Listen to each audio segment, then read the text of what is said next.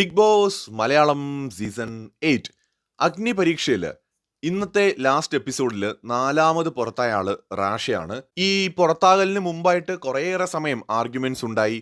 അതായത് താൻ പുറത്താവുകയാണെങ്കിൽ ആരെ ബ്ലെയിം ചെയ്യും എന്ന് ജഡ്ജസ് ചോദിച്ചപ്പോൾ റാഷയുടെ ടീം ക്യാപ്റ്റൻ അഭിറാമിനെ ബ്ലെയിം ചെയ്യുമെന്നാണ് റാഷ പറഞ്ഞത്.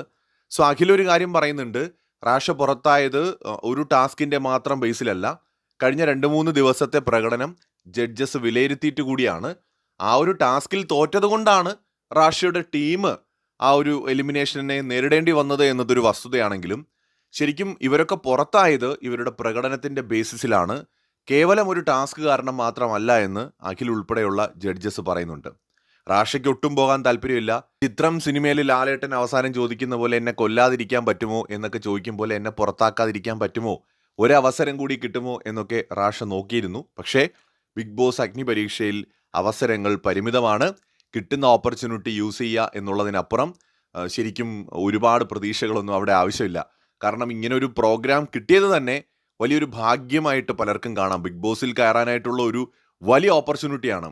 40 പേർക്കാണ് അങ്ങനെ ഒരു ഓപ്പർച്യൂണിറ്റി കിട്ടിയിരിക്കുന്നത്. അഗ്നി പരീക്ഷയിൽ ജയിച്ചാൽ മാത്രമേ ബിഗ് ബോസിൽ എത്താൻ പറ്റുള്ളൂ. അതിന് ആവറേജ് പെർഫോമൻസോ ഓർഡിനറി പെർഫോമൻസോ കൊണ്ട് മതിയാവില്ല, എക്സ്ട്രാ ഓർഡിനറി പെർഫോമൻസ് ആവശ്യമാണ്. അങ്ങനെയുള്ളവർക്ക് മാത്രമേ ബിഗ് ബോസ് 8ലേക്ക് എത്താൻ പറ്റൂ. അല്ലാതെ ഒരിക്കലും ഒരു ആവറേജ് പെർഫോമൻസ് കൊണ്ട് അഗ്നി പരീക്ഷയിൽ മുന്നോട്ട് പോകാമെന്ന് ആരെങ്കിലും കരുതുന്നുണ്ടെങ്കിൽ മണ്ടത്തരമാണ്.